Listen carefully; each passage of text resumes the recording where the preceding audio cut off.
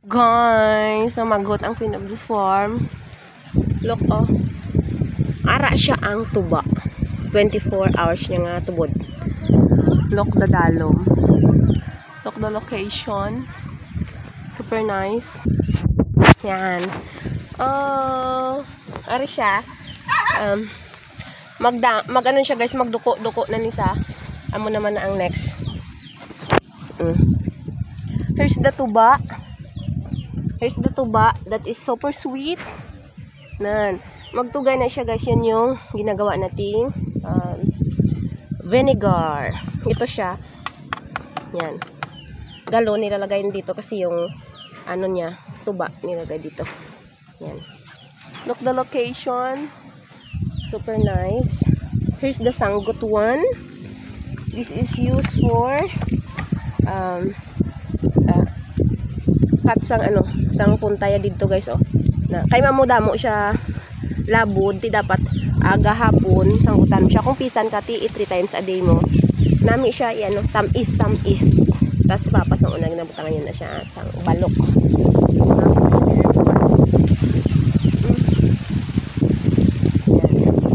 Kunin natin.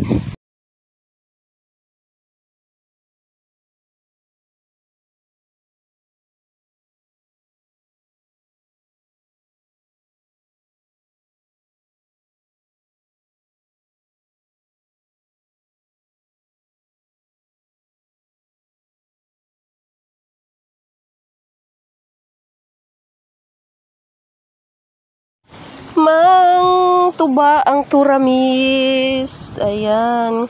Kunin ko to siya guys. Ibabalik lang natin later. Kasi nga, tabasan natin ang dulo. Here's the tuba. Look the location. Look the lubi. Look the bahay ng ate. Look, may mga pamangkin is going to school. Lagay ko muna. Maubos to guys yung sa kabila. Ito naman yung susunod. Ayan. Ano kasi pag maputol na ano hanggang dito na yan, wala na tong ano, wala na siyang tubod. So ito naman susunod. Pag maubos to, ito na naman.